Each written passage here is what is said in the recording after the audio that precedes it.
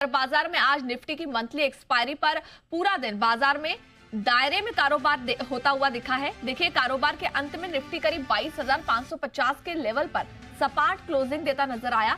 वहीं सेंसेक्स की अगर बात करें तो यहां पर मामूली बढ़त रही, करीब 10 अंक चढ़कर 74,612 के लेवल पर सेंसेक्स क्लोज हुआ है कामकाज करके।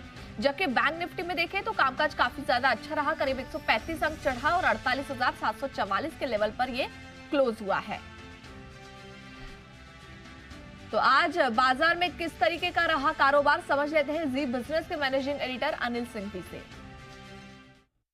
आज था वायदा कारोबार में फरवरी सीरीज का आखिरी दिन, यानी कि मंथली एक्सपायरी। और आमतौर पर एक्सपायरी के दिन आप उम्मीद करते हैं कि थोड़ा बाजार में उतार चढ़ाव है, बढ़े घटे, रिकवरी आए, शॉर्ट कवरिंग हो, ऊपर के लेवल से बिकवाली आए और बड़ी रेंज में थोड़ी वॉलेटिलिटी बढ़े। लेकिन आज ऐसा कुछ हुआ नहीं।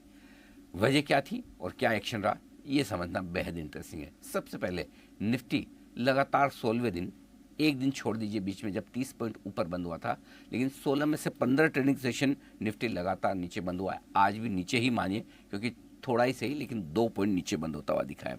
रेंज रही पूरी 100 पॉइंट की, न 22,600 के ऊपर टिका न 22,500 के नीचे गया। तो 3 दिनों से 22,500 को निफ्टी होल्ड करने की कोशिश कर रहा है। बहुत ही छोटी रेंज मंथली एक्सपायरी के दिन, जिसे आप मान सकते हैं।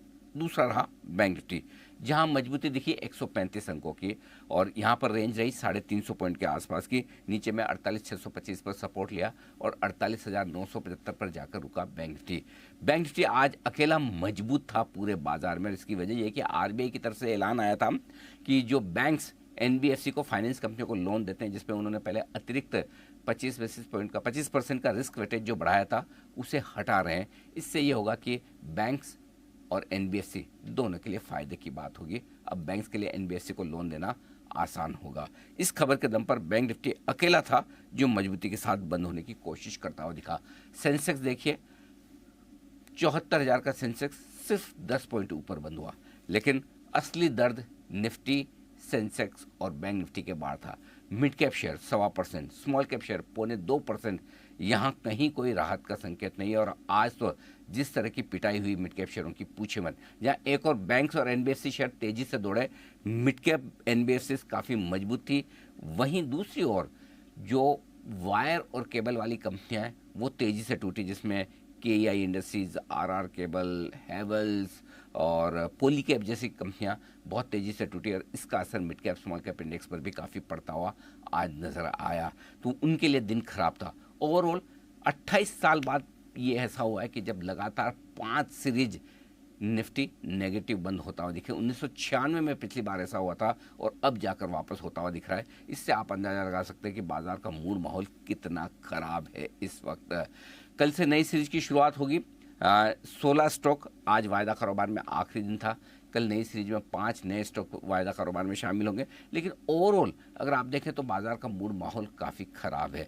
अब ये मान लें कि जिस तरह की शॉर्ट पोजीशन और मंदी की पोजीशन बाजार में बनी हुई है, एफआईएस की इंडेक्स लॉन्ग पोजीशन से 17% है, उसको देखते हुए बाजार बढ़ सकता था, लेकिन बाजार घट नहीं रहा है एक्सपायरी के दिन। शायद यही अचीवमेंट आज के लिए आप मानकर चल सकते हैं। तो कह सकते हैं जो पूरी फरवरी के महीने का माहौल था, वो सीरीज के आखिरी दिन भी उसी तरह का खराब, कमज़ोर और मूड बिगाड़ने वाला ही आज भी रहा।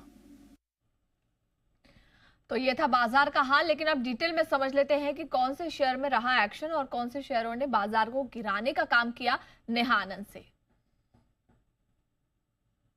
सीरीज की एक्सपायरी के दिन बाजार में बिल्कुल ठंडा, सुस्त, दायरेबंद कारोबार देखने को मिला। एटलीस्ट आप निफ्टी के बारे में तो यही कह सकते हैं। लगातार 6 दिनों में लाल निशान में बंद होने के बाद आज की अगर क्लोजिंग की बात की जाए तो बिल्कुल दायरेबंद और सुस्त देखने को मिल रही है। दिन भर हमने देखा निफ्टी ने 22,500 से 550 के बीच में ही अधिकतर समय व्यतीत किया। हाँ, यहाँ पर सेंसेक्स और बैंक निफ्टी आप कह सकते हैं हरे निशान में बंद होने में कामयाब रहे, लेकिन यहाँ पर भी एक बहुत छोटे दायरे का ही ट्रेड देखने को मिला और बैंक निफ्टी शुरुआती बढ़त दिखाने के बाद भी बहुत ज्यादा टिक ना सका। अब अगर यहां पर निफ्टी मिड कैप और स्मॉल कैप की बात की जाए तो पेन सबसे ज्यादा यहां देखने को मिला। निफ्टी मिड कैप 550 अंक कमजोरी के साथ बंद होते दिखा। 250 से 300 अंकों की कमजोरी हमने निफ्टी स्मॉल कैप में भी बनते हुए देखी। अब जरा कुछ और लूजर्स की बात कर ले। प्रेशर कहां से बना? रियलिटी, ऑटो, एनर्जी और सरकारी कंपनियां, इन्होंने आज बाजार में आप कह सकते हैं ज्यादा प्रेशर बनाने का काम किया। गेनर्स सुबह से ही एकमात्र खबर हमने देखा कि जिस तरह से रिस्क वेटेज यहाँ पर आरबीआई की तरफ से घटाने की बात निकल कर आई, उसके बाद से हमने देखा कि बैंक, फाइनेंस, ये कुछ ऐसे स्पॉट्स रहे जहां से हमने कुछ सपोर्ट मार्केट को मिलता हुआ देखा। खासतौर से बैंक निफ्टी को फायदा हुआ, और मेटल भी एक ऐसा स्पेस रहा जहां पर इक्के दुक्के नाम थे, जहां कुछ स्ट्रेंथ जरूर देखने को मिली। अब अगर हम यहां पर निफ्टी के लूजर्स की बात करें तो Trent, Bajaj Auto, Tata Motors, Hero Moto, आज हमने ऑटो स्पेस है उसमें रिवर्स गियर वाला एक्शन देखा। तो जितने भी ऑटो जायंट्स थे वो आज नेगेटिव टेरिटरी में बंद हुए हैं, और ट्रेंट रिटेल स्पेस का ये नाम भी 3% गवाकर बंद हुआ है।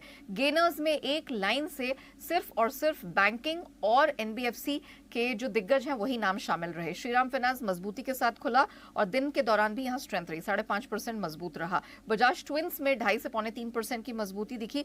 साथ ही फार्मा स्पेस का सन फार्मा, यहां पर हमने देखा 2% की मजबूती देखने को मिली। आज बहुत सारी खबरें थी जिनका सेक्टोरल इंपैक्ट देखने को मिला। बैंक फाइनेंस के अलावा आज वायर्स एंड केबल स्टॉक्स भी फोकस में रहे। जब ये खबर निकल कर आई कि अल्ट्राटेक अब केबल इंडस्ट्री में, केबल सेक्टर में उतरने का विचार कर रहा है और 1800 करोड़ के निवेश के साथ वो ये शुरुआत करेंगे। जितने भी वायर और केबल के नाम हैं, केआई इंडस्ट्रीज, आरआर केबल, पॉलीकैब, फिनोलेक्स, ये सब एक लाइन से टूटते हुए दिखाई दिए। 6 से 20%, 21% तक की करेक्शन इस पूरे सेक्टर के बड़े नामों में देखने को मिली है। आज एफएनओ से तकरीबन 16 स्टॉक्स की विदाई भी हो रही है, मतलब अब मार्च सीरीज में वो आपको वायदा कारोबार में नहीं दिखेंगे।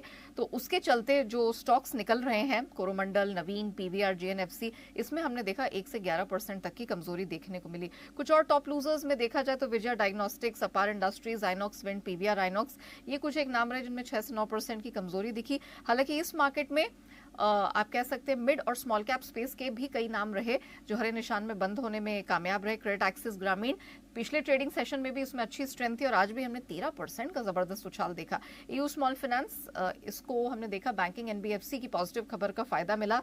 श्रीराम फाइनेंस तो मजबूत आई। भारतीय हेक्साकॉम में भी आज 4 से 4.5% तक की स्ट्रेंथ देखने को मिली।